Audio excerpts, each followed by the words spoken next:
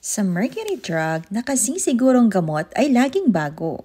Ito ang kanilang sikat na slogan dahil garantiya nila na mapabranded man o generic ay tiyak na mataas ang kalidad ng kanilang mga gamot. Sa pagdaan ng panahon ay mabilis na umunlad ang Mercury Drug na sa katunayan ay mayroon na itong mahigit na 1,200 stores at 15,000 na empleyado sa buong bansa.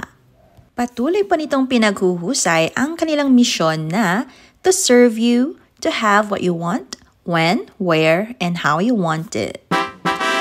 Ngunit, paano at kailan nga ba nagsimula ang Mercury Drug? Alam niyo ba na nagsimula ang lahat sa isang bote ng sulfathizole? Ito ay isang sulfonamide antibiotic na ginagamit upang makapagpagaling ng bacterial infections bago pa ma-develop ang mas advanced na antibiotics noong kasagsagan ng World War II. Binansagan pa nga itong wonder drug pagkatapos ng giyera. 1945 nang maging malaya ang Maynila sa kamay ng mga Hapon. Dahil sa masaklap na sinapit ng syudad, ay kaunti ang supply ng mga gamot kaya mahal din ang presyo. Siya si Mariano Ke, isang empleyado ng parmasya bago pa ang giyera ay alam na niyang kakailanganin ng mga gamot. Nagpunta siya sa Bambang Street, Manila kung saan napag-alaman niya na may kalakalan ng tinaguriang wonder drug na pinaniniwalaang makagagamot sa lahat ng sakit. May palatandaan nga dahil may nakalagay na W sa tablet at patunay iyon na legit ang sulfathizole. Sinubukan niyang bumili ng isang bote nito, ngunit 100 piso na lamang ang laman ng kanyang wallet. Kung tutuusin ay kulang ang 100 piso bilang kabayaran, ngunit pumayag na lamang sa presyong iyon ang mangangalakal. Ang ginawa namang diskarte ni Mariano ay ang ibenta ito ng tingi-tingi o isa-isang tabletas para mas maging abot kaya ng mga tao. Unti-unting nakapag-ipon si Mariano kaya naman nakabili siya ng iba pang mga gamot at pati na rin ng pushcart o mas kilala natin sa tawag na kariton. Dito ay mapaglalagyan niya ng kanyang mga produkto. Pilit ginagaya ng ibang mga ngalakal ang kanyang stratehiya, ngunit hindi nagpatinag si Mariano dahil noon pa man ay may reputasyon na siyang dekalidad at hindi expired ang kanyang binibentang produktong medikal. At dahil dito, nagkaroon siya ng maraming kliyente. Hindi rin nagtagal ay naitayo niya ang unang store noong March 1, 1945 at ito ay tinawag niyang Mercury Drug. Ginamit niya ang caduceus sa simbolo ng medikal na propesyon.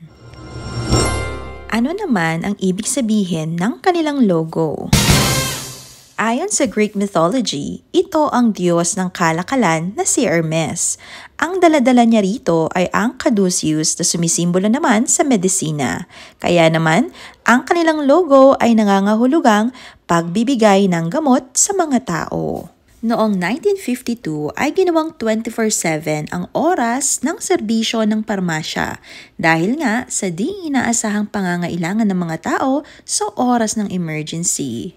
Noong 1960 naman, ang Ayala Group of Companies ay nag-offer kay Mariano ng lugar na maaari niyang paglagyan ng kanyang store sa Makati. Kaya naman, sumibol ang kanilang second store. Doon na nagsimula ang mas progresibo at malawak na serbisyo dahil hindi lamang gamot ang kanilang produkto, kundi kasama na rin ang iba't ibang medikal na pangangailangan. Palaisipan pa rin hanggang ngayon kung bakit walang Mercury Drug sa SM Malls. Noong nagsisimula pa lamang si Henry C. sa kanyang Shoe Mart ay napansin niya ang magandang pwesto ng Mercury Drug. Nagbakasakali siya kung maaari ba niyang rentahan kahit maliit lamang na espasyo upang makabenta sana dahil sa dami ng customers ng Mercury. Ngunit, hindi siya pinalad na mapayagan. Mula noon ay nangako daw siya na kapag siya naman ang lumaki ay hindi niya makakalimutang minsan ay tinanggihan siya ng Mercury Drug. Kaya naman daw ngayon sa maunlad na SM ay wala tayong makikitang ni isang Mercury Drug At sa halip ay ang katunggali nitong Watsons ang meron doon.